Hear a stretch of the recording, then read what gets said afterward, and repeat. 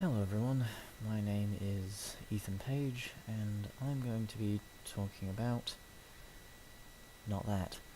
I'm going to be talking about Unity, and specifically some programming concepts that I have recently learned. More specifically, today this video will be about multi-threading, coroutines, delegates, and lambda expressions, as well as generics and templating. This project, albeit bleak and barren, is meant to demonstrate these things. I will also show off the code that does all this, so you can get a good look at how it's written as well as what it can do.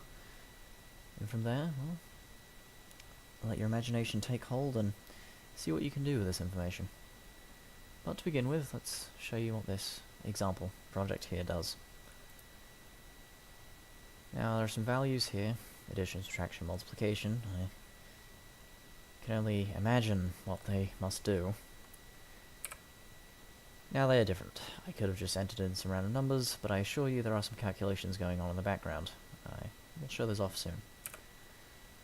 As well as this, we have this white cube that's not white anymore. Blue, green, and then red. You can illustrate through this 3 times, requiring key press to get it going, just to show that coroutines work. And then one more to make it go away. We also have, for delegates and lambda expressions, a moving cube. Once again, not really impressive, but it's how it does what it does. That's what we're going to be taking a look at. And finally, we have a selection of strings, integers, and floats, which switch around due to generics and templating. It is the same function that does this, it's just a generic. I'll explain more on that in just a moment, however.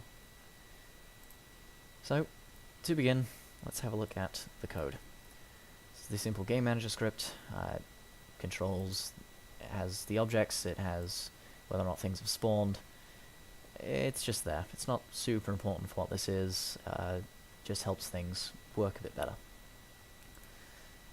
For example, here, let's start with multi-threading. As you saw at the beginning, when I pressed a key, in this case M, as shown there, the values on the screen at the beginning, they changed: addition, subtraction, and multiplication.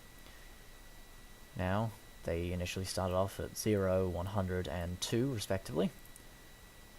And from there, it became quite a bit different. So I created 3 separate threads, a new thread, as shown here, adding, and then the addition test thread. You have to start the thread and you have to join it. Once you've joined it, then it will proceed, and it will do it concurrently with other things. Technically, it's not perfectly concurrent because a CPU can only handle one thing at a time. However, multi-threading will divide up the work on that CPU to essentially alternate between each task to give it a seeming simultaneous effect. I did the same with subtraction. Once again, start and join, and multiplication, start and join. At this point, I set the turn-off boolean to true, so that the next time the key was pressed, it would set this false, so that you can see the rest of the screen. Didn't jumble too much up. So, what does adding do? Well, simply, the function adding will go through a loop 5,000 times and add 0.1. It's not perfect because of the dividing up of work and because of such a large number.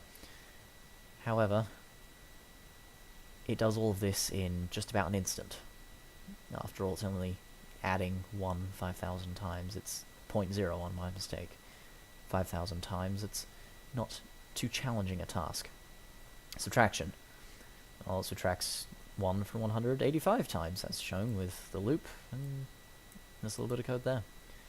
Multiplying, again, similarly, only does it 20 times to avoid a too large of a number, but we still get a large one anyway.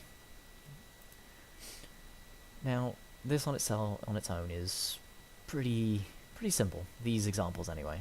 I'm just adding, subtracting, and multiplying. After all, I press a single key when this eventually loads. There we go. And suddenly these numbers are different. Not super special. However, many projects out there, larger scale things, usually things like games, will make use of multi-threading for numerous threads, more than just 3. You can have 10, 20, to load various different assets and parts of, say, levels, just about concurrently. The one thing that you really need to worry about with multi-threading is what are called race conditions. Race conditions are where a variable that is used in one thread is either created or changed in another thread.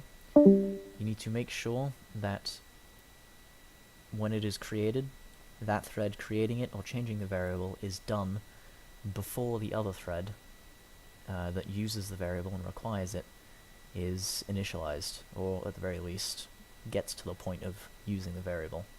That is why it is used for a lot of things like loading, because you can isolate and just let the game load these objects, and then you throw a loading screen up on the main thread, and after everything's done, drop the loading screen and play the game. Now, from there, we also have, before I forget, in order to use this, you're going to need to use the using system.threading using statement. Otherwise, this won't quite work, funnily enough. Now, onwards to coroutines. Coroutines are, in my little description, what got the cube to change colors.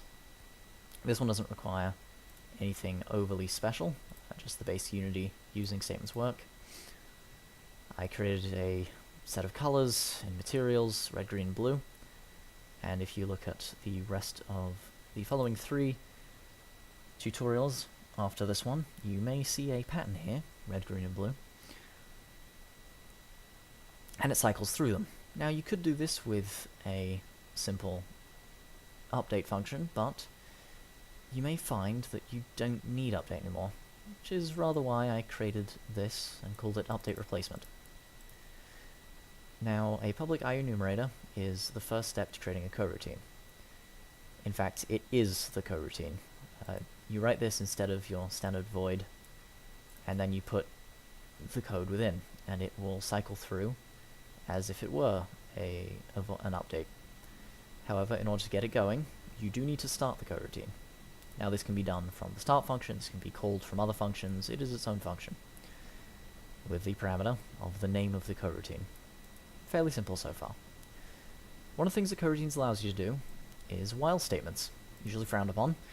However, in here, due to yield returns and another option, yield breaks, these become safe again. I'll explain more on that in just a moment. Now, an IEnumerator, a coroutine, is able to do just about all the same things that the standard update functions and many other functions are able to do. It will continue to iterate until it receives a null or a break statement. These yield return nulls give a pause. It stops it for a frame draw and allows it to return at the next frame draw. This in itself, as well as other yield returns, such as yield return start coroutine, allows other coroutines that are running concurrently, about the same way that multi-threads do, that concurrently in the same way that it does one thing at one and then switches to the other thing. If you have yield return nulls in there, it will take a break from this one, and will then, if you have another coroutine going at the same time, it will do that one. And then yield return null, you switch back and forth between them. Coroutines then allow for things to happen at the same time. Sort of. That is another thing why these while statements are useful, are possible. You can have 2 while statements going in 2 separate coroutines, and it doesn't break the game, or the program, or whatever you're using. This yield break statement is rather magical. You put in some sort of reason for it to stop, and it allows it to stop. All you need to have is that yield return null, for it pauses on the frame draw, which then allows for the input to come in. Say you have something as simple as get key down, key code escape. If that is your if statement for the yield break, hit escape to cancel the coroutine, then the yield return null, that brief pause, is what allows you to collect that input. Otherwise, if there was no yield break, yield return null, this would loop out of control and would crash the program for eating too many resources, as it would outside of coroutines. And once again, coroutines are, in this project, the thing which makes this cube here change colors. Just a simple little thing.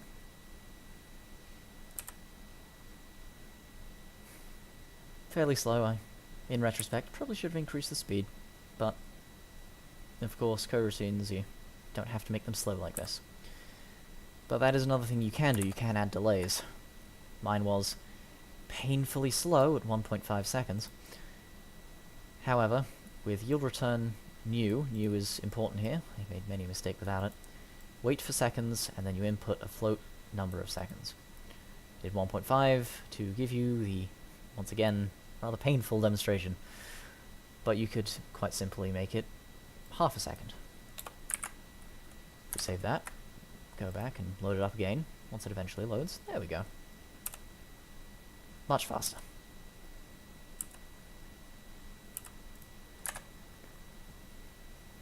This is coroutines overall.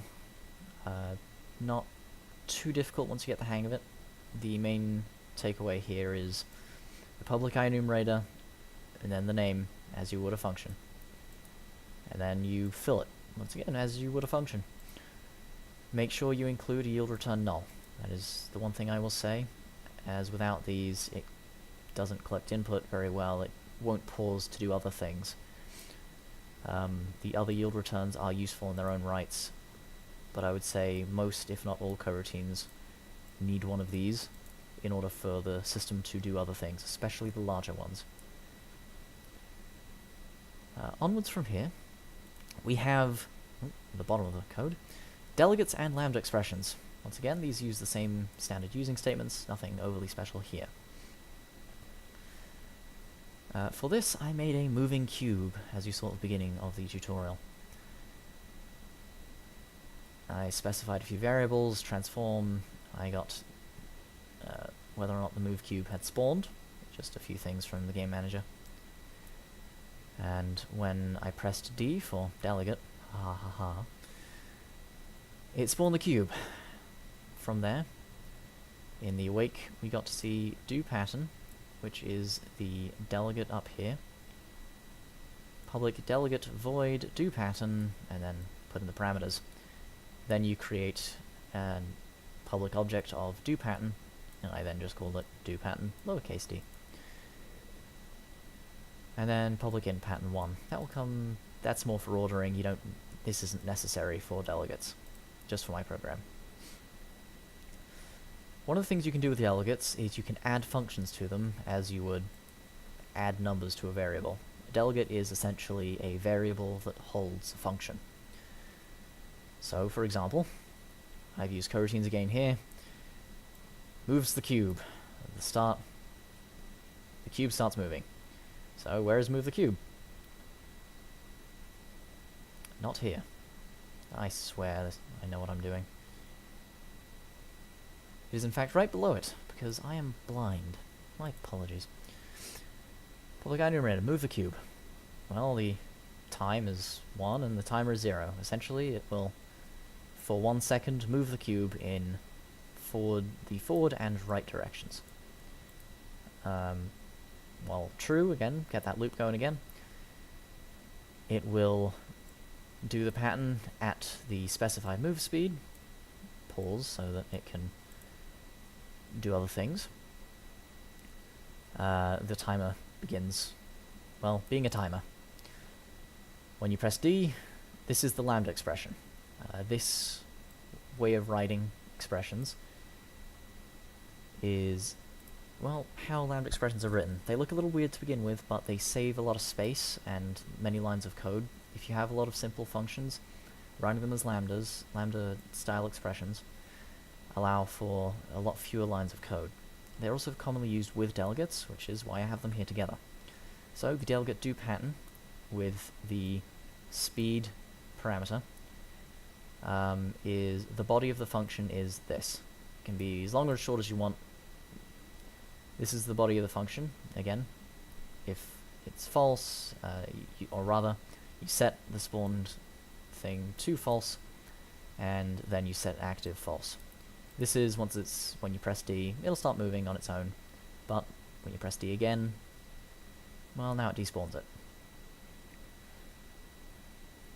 Onwards from there, we have another while loop going. Within this while loop, while the timer is greater than or equal to the max time, it sets the timer back to 0. If the pattern is 1, as per my little pattern up here, starts another coroutine. Change pattern 2. It switches between the patterns. This little block of code here is just to switch between the patterns every second. These are the important bits for the delegates. As you saw above, you can add to a delegate. You can also subtract from a delegate. Now these are all move forward, move backward, left and right functions just below. And this also changes again to help switch between the patterns. So, for 1 second, the cube will move forwards and right, and it will no longer move left or backwards. Then, after it switches again, if we look here, change pattern 2. It will no longer move forwards or right, because it has been subtracted from, but instead will begin to move backwards and left.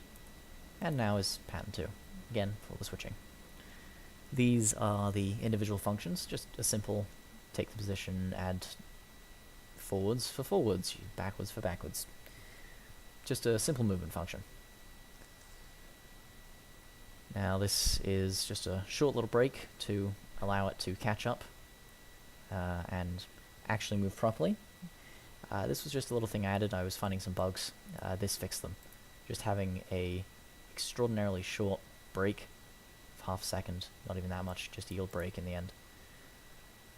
It allowed the cube to move properly.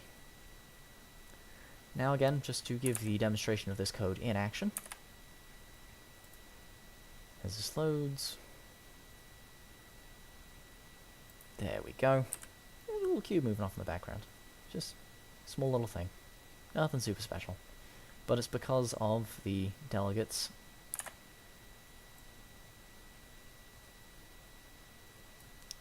that move forward, move right, move backwards, move left, that this is able to move like that. And once again, you press D again, it goes away. Now finally, we have the generic switcher. Has all my codes at the bottom. I did use the Unity UI here just to display it on screen, but aside from that, it's once again using the same using statement, so nothing special here. I included the canvas, the texts for all of these things, the objects that it was using, all for the UI, just to display on the screen for the user. It's a really simple script. It switches hello and world, these integers here and the floats here. Now, I just set in the update function. I am using update again here just because it is there and simple. I take string 1 and I make it hello world, or hello. I take string 2, I make it world. So on and so forth with all the numbers and the floats. Now whenever I press G, I call this switch function. Now it is of type string. That is the important part of generics and templates, is you can define a function, as here, public void switch, of type T. T is the usual variable here. It can be whatever you want to use. It's just a variable, a type. You then have a reference to the variable of type A and a reference to variable of type B. You have a temporary variable of type T once again, and this is just for the switch function. Temp equals A equals B equals temp. just a quick way to switch things around and spit stuff back. So, in order to switch the strings, I call a switch function of type string. Do the same if I want to switch the numbers for integers or the numbers for floats. I define it as type float. This will then, of course, when the function is called, it's now a reference to float A or integer A or string A and B and temp, all these things. And that little bit of code there, just the type variables and defining the types when you call them, allows for a singular function to do multiple things. For example, these strings, these integers, these floats will then switch. That's all from the same function just because of templating. So, once more, this is due to generics and templating. There's single function switching these. We have multi-threading allowing addition, subtraction, multiplication to happen at the same time as the Unity main thread. For example, I will have this going in the background. We have coroutines allowing, well, colors to change or other things to happen at the same time. It can all be called within the same function. And then we have delegates, allowing cubes to be moved. Jokes aside, these can each be used for much more than this. This is just a simple tutorial to show off the basics of these functions. By all means, find some more uses. I'm sure there are many, many more out there. Thank you very much for listening. My name is Ethan Page. It's been a pleasure.